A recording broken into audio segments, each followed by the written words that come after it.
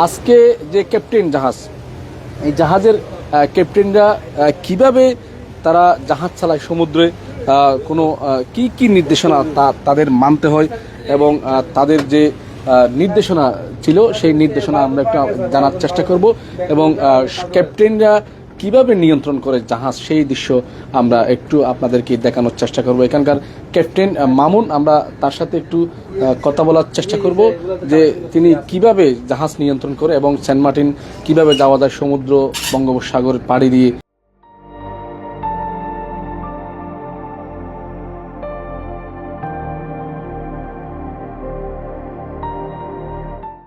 কক্সবাজার ৬ নং ঘাট থেকে কক্সবাজার যে ৬ নং ঘাট, যে BAWTA ঘাট রয়েছে নুনিয়াছড়া, সেই নুনিয়াছড়া ঘাট থেকে কিভাবে মোহনা দিয়ে বের হয় জাহাজ, কোনো নিয়ম মানতে হয় কিনা সেই বিষয়ে আমরা একটু জানার চেষ্টা করবো এখানকার ক্যাপ্টেন মামুনের কাছ থেকে। মামুন ভাই, কেমন আছেন?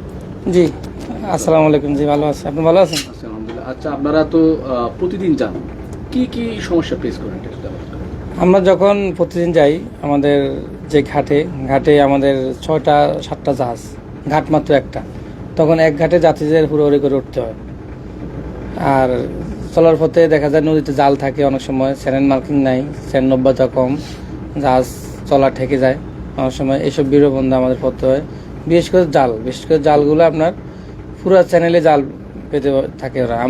আমরা পোর্ট অফিসার বরাবর লিখিত দরখাস্ত দিয়েছিলাম, তবে ওনারা এখনও আশানুরূপ সেরকম কোনো কার্যক্রম আমরা দেখতে পারিনি।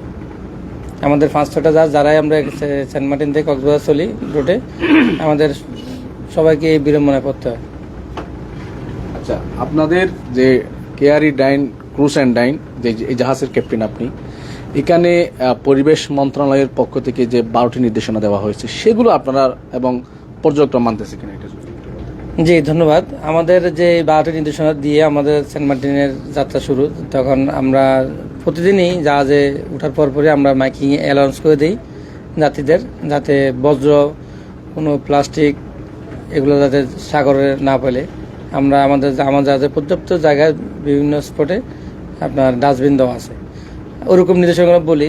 আর কক্সবাজার সেন্ট মার্টিন যাওয়ার পরে কচ্ছপ, কাসিম এগুলো ডিম যাতে কেউ না ধরে, আপনার জাহাজে কেউ যাতে ধূমপান না করে, প্লাস্টিক যাতে বজ্র যাতে ব্যবহার না করে, এগুলো সব নির্দেশনা আমরা জাহাজে ওঠার পরপরই মাইকে অ্যালাউন্স করে দিই, যাত্রীরা এটা মেনে চলে। জি, ধন্যবাদ। দর্শক, আপনারা শুনতে পাচ্ছেন যে আমরা এখানকার captain Keari cruise and dine captain মামুনের সাথে কথা বলেছি। তিনি কিভাবে ৬ নং ঘাট থেকে মোহনা পাড়ি দিয়ে বঙ্গোপসাগর দিয়ে সেন্ট মার্টিন যায় সেই বিষয়ে তিনি আমাদেরকে জানিয়েছেন। এবং কোনো পর্যটক যদি প্লাস্টিক কিংবা অর্থাৎ আপনার যেটা পরিবেশ মন্ত্রণালয়ের পক্ষ থেকে যে নির্দেশনা দেওয়া হয়েছে সেই নির্দেশনা মানছে কিনা আমরা সেই বিষয়ে তাদের কাছ থেকে একটু বিস্তারিত জানার চেষ্টা করছিলাম এবং তিনি আমাদেরকে যেটি জানিয়েছেন, তারা সবচেয়ে বেশি সমস্যা পড়ে সেটি হচ্ছে সাগরের মাঝে মাঝে যে জালগুলো বসানো হয় সেই জালগুলো নিয়ে তারা সমস্যা পড়ে।